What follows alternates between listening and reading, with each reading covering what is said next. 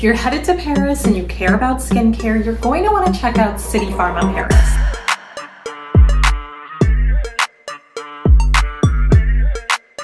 I have been to Citypharma in Paris 3 times, and so I want to share with you my tips in this video for what to expect, how to make the most of your visit to find great Paris skincare. And I want to share with you which French pharmacy products that I purchased I have continued to repurchase and use versus the ones that I don't plan to buy again and that I really haven't used as much. For reference, I am in my 30s. The first time that I went to Citypharma Paris, I had just turned 33, and then most recently I was there last year and I was 35 at the time. If you are also interested in hearing a little bit about skincare in your 30s, then stay tuned. We're going to start with the tips you should know before visiting Citypharma Paris. And tip number 1 is to do your research. So if you're watching this video, you're already on the right track. It's best if you can go in with some kind of a list. And even if you don't know exactly what products you're going to want to walk away with, having a sense of what you want the products to do,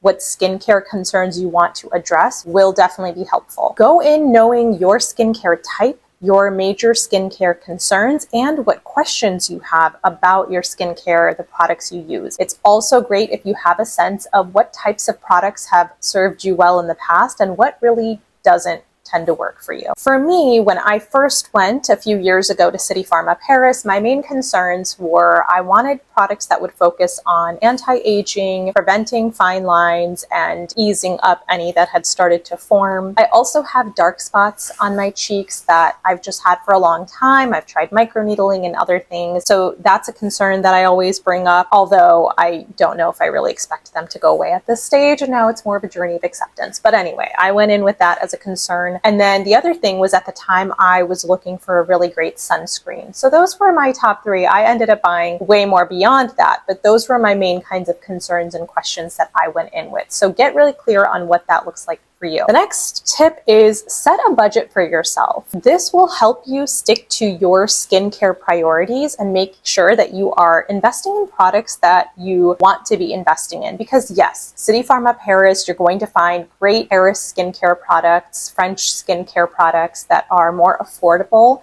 than a lot of the products and even the same brands that we have here in the US. And at the same time, it can be really easy to rack up a lot of things that you want to buy and end up spending quite a bit. And if you know that and you plan for it and you budget for it, that's okay with you, great. But I want you to be prepared, especially if you are going to a pharmacist and getting some of your questions answered and getting recommendations and you see things that you want to buy. It can be really easy for you to spend quite a bit here.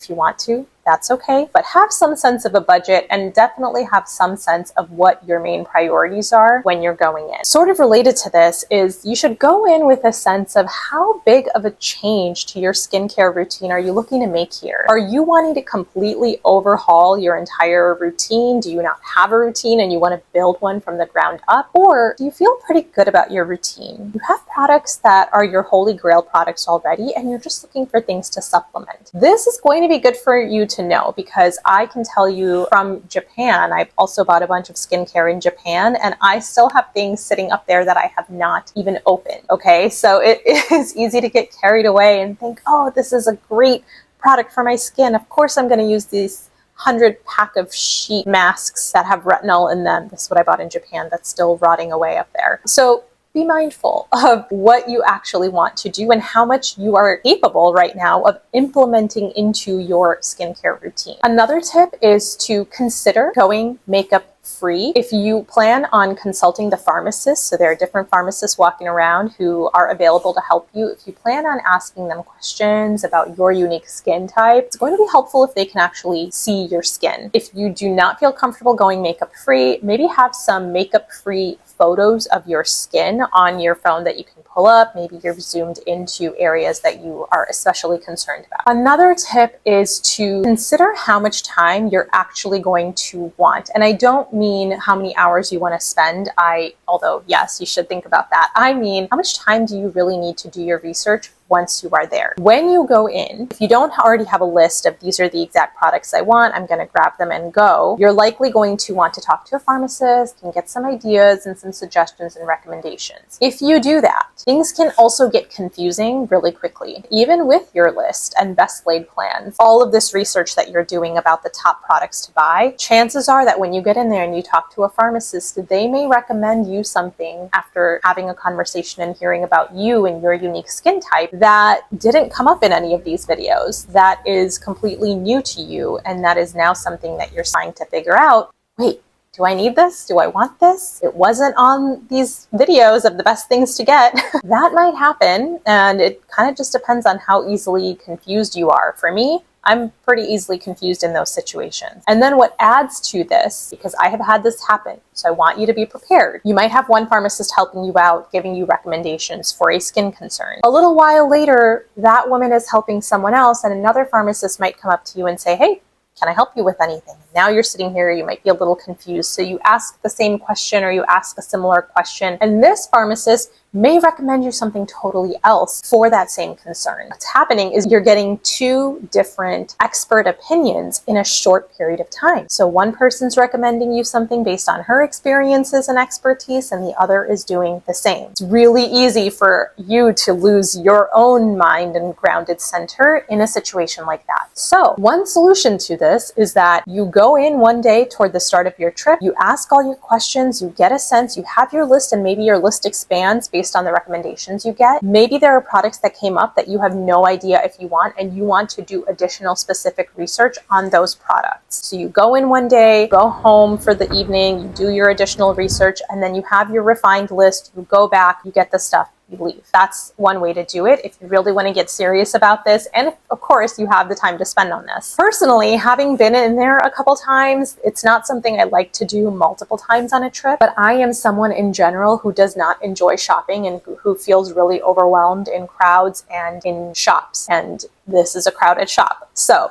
for me, I go knowing that I might be spending a couple hours trying to figure everything out, stepping over to the side, thinking things through, and then leaving. So just something I want you to be aware of is the time and the amount of research and the potential confusion that could happen in the moment, just so you are prepared for it. Another tip about when to go to Citypharma Paris, you should, if you can, go on a weekday and go early. This place gets so crowded. It's not that big. It's not that spacious, I would say. It gets really crammed. So I would go as early as you can, preferably on a weekday, to avoid crowds. Another tip is if you plan to get gifts for people, make sure you know at least a little bit about their level of sensitivities or products that they like or don't like, or their skincare concerns. Obviously, it depends on, how close you are to this person you're buying gifts for. For me, for my sister and some of my close friends, I make sure to have some idea of their skincare concerns and what types of products they might like. Another important tip, and I apologize in advance because I have never fully followed through with this on my own, so my advice here is limited. I recognize that, but I want you to know, bring your passport with you when you go shopping here, because you can do duty-free shopping here. And the way that that works is if you spend over a certain amount, you can then show your passport at the checkout counter when you are paying, and they will give you a duty-free slip. I have been very good about doing that part of it, but it means nothing if you don't do the follow-through, which I haven't done, which is when you get to the airport to leave France, you need to find a tax refund desk or a duty-free drop-off. I think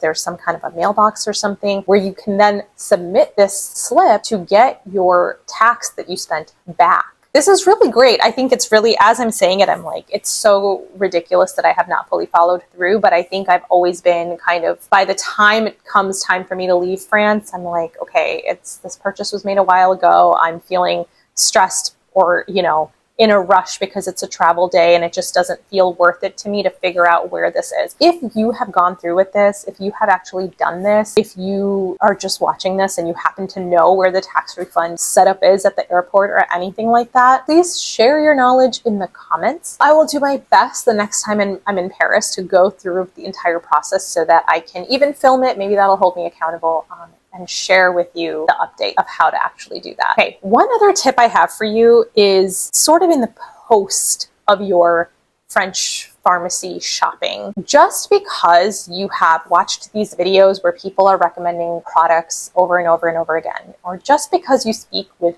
a French pharmacist who does this for a living and recommends you something for your skin, doesn't mean that you should not test these products and really monitor how well they are working for you or not working for you. Because at the end of the day, me through my screen, I cannot see your skin, and even if I could, God help you, because I know very little. I'm not a skincare expert. I'm not a dermatologist. The French pharmacist who meets you for a few minutes at best. I say this to you because I was recommended a face wash then, and I loved it. I fell in love with that face wash. I have always had very oily skin, and in the past several years, my skin's been really drying out and texture has been changing. And I do think some of that is part of the aging process. But I was in Greece recently and I was getting a 2-hour facial done, and my esthetician was like, "You have really dry skin." And she was giving me ideas for what it could be, and she asked about my face wash, and I told her Aven, and she's like, "It's like a more drying face wash apparently." So I have since switched face washes. Again, that woman knew me for a couple hours, so who knows? You always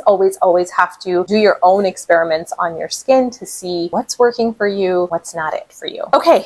Now let's get into the products that I have actually bought from Citypharma Paris and what I recommend and what I wouldn't. Previously, years ago, I did a whole video, a TikTok video, which I will link here, on all of the products that I bought at that time. That list has since expanded. So at the time, I think it was 7 products, and now I have 13 that I can talk about because of my repeat visits. So all 13 products are discussed and linked in a blog post that I will put in the show description for you to look at. The very first time I went, I fell in love with this Inca Rose serum that the pharmacist recommended to me because I wanted to get started with a retinol, but I have pretty sensitive skin. So she recommended me this serum that had all of these vitamins in it at once, including vitamin A. Immediately in love with this serum. I was traveling around Europe at the time and thought, okay, maybe I can try to find Inca Rose somewhere else, because I ran out of that bottle and started doing some research, and I found out that it actually was an Italian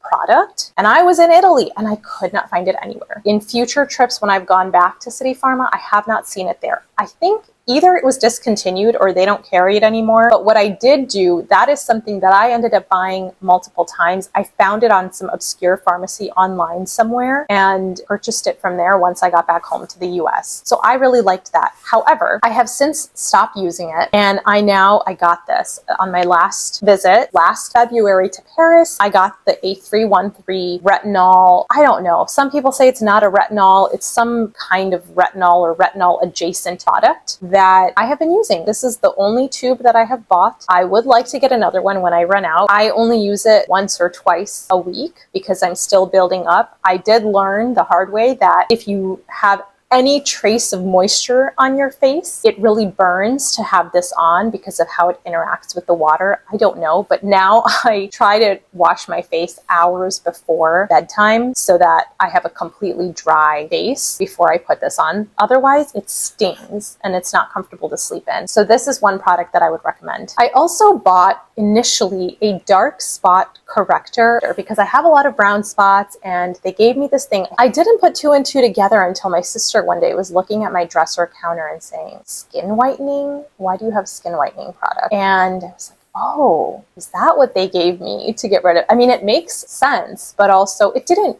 do it. I don't believe it worked. I did buy a second tube of that, and I have not used it once, I don't think. So it's just been sitting up there rotting. So I don't recommend that. Like I said, I don't know if I'm sure something helps ease brown spots, but I'm in my late 30s and I'm caring less. Do with that what you will. The other thing is La Roche-Posay. So I do find that La Roche-Posay products are more affordable there. This is just a hydrating cream because I have that dry skin issue. I like to just have this with me at all times and I can just put it on. I have repurchased this many, many times. I also, on that first visit, got a La Roche-Posay clay mask and a scrub, a small scrub. I no longer use either of those. I would restock on the mask. I didn't have any issues with it. It was pretty pretty nice. It just wasn't such a fundamental part of my skincare routine that I had needed to replenish it. But the scrub, I don't want those physical scrubs anymore. Instead, what I got on my most recent trip was this, an exfoliating mask. So I'll do this every week or two. It's just a 5 or 10 minute light mask, gentle and exfoliant. So I like that. Other La Roche-Posay things that I have gotten, I got this balm that's really popular because I was experiencing dry hands. When I brought it home, I shared it with my mom and my sister. I haven't seen the bottle since. I think my sister has it, and I think she's been replenishing her supply of that. And then the La Roche-Posay sunscreens I really liked. I used their sunscreen for a good while after my first visit, but in recent years, I have switched to a totally different tinted sunscreen, which I love, that has nothing to do with French skincare. Other products, so Caudalie. Okay, I'll give you all my honest thoughts. This Vino Perfect serum, I got it. It was fine. I liked it. I don't know that it did anything, and it's been sitting forgotten in my bathroom. Granted, it's empty.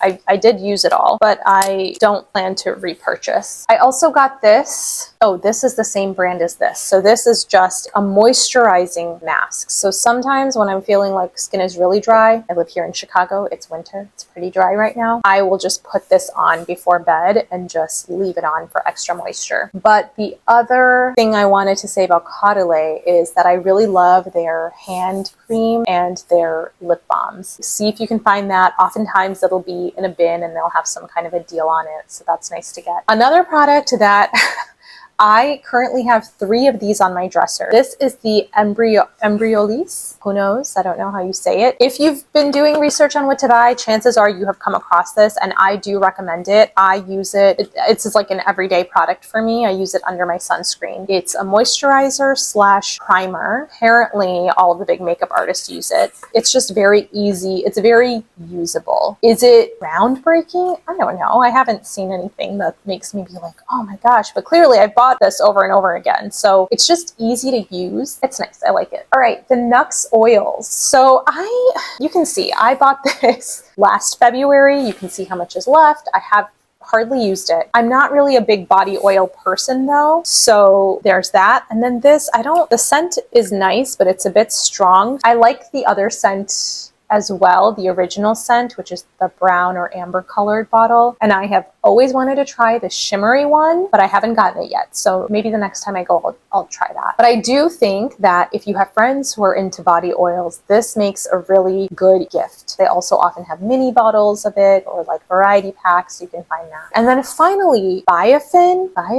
I don't know how to pronounce it off the top of my head, but this is a product that basically every video or article I read when I was doing my own research to go shopping at Citypharma Paris said you have to get this. It's just good for everything. It's good for cuts and burns and healing. And like, I don't know what it does. I didn't have a need for it, but I bought it because everyone buys it. And so maybe I need it too. And so I bought it.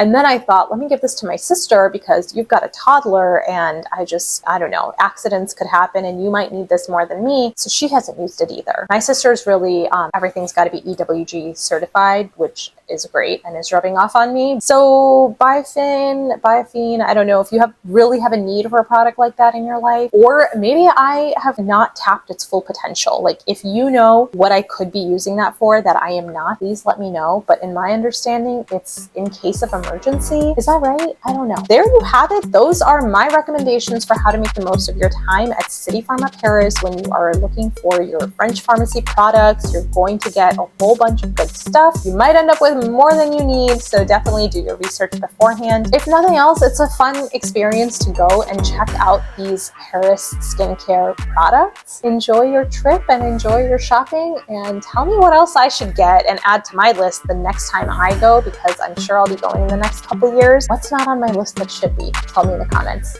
Bye.